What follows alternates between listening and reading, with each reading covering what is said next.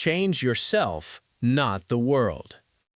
Long ago, in a land filled with golden fields and flowing rivers, there lived a king who ruled over a happy and prosperous kingdom.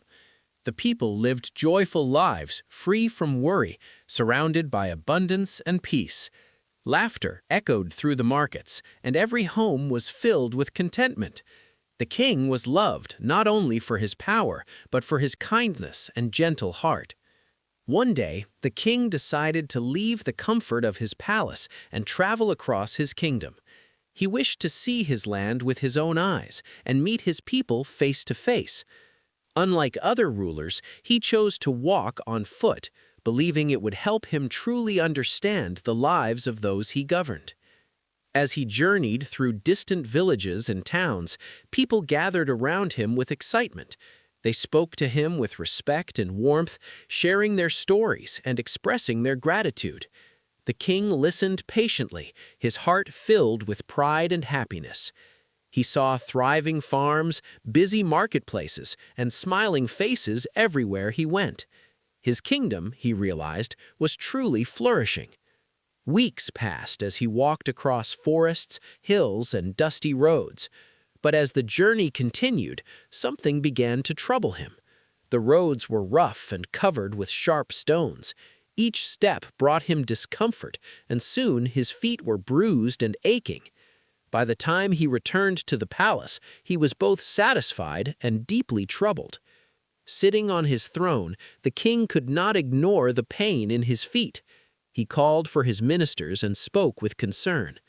"The roads in our kingdom are harsh and full of stones," he said.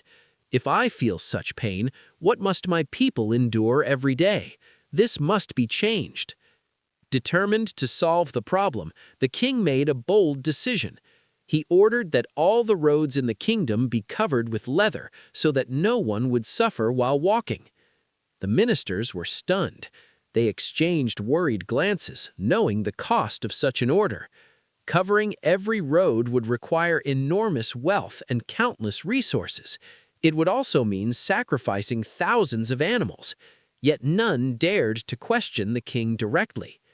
After a moment of silence, an elderly and wise minister stepped forward.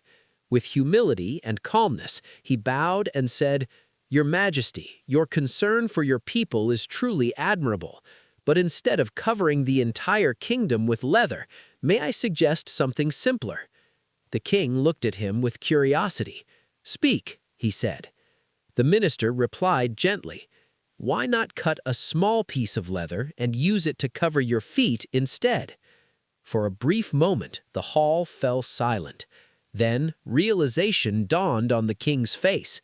What seemed like such a simple idea carried profound wisdom. Instead of trying to change the entire world, he could solve the problem by changing himself. Impressed and grateful, the king immediately ordered a pair of leather shoes to be made. When he wore them, he felt comfort with every step. Soon, he encouraged all his people to do the same. From that day forward, the kingdom continued to prosper, not because the roads had changed, but because the people had learned a powerful lesson. Sometimes the greatest change does not come from trying to reshape the world around us. It begins within us, in the choices we make and the way we adapt. Moral: instead of trying to change the world, we should try to change ourselves. Sometimes the smallest change within us can create the greatest impact.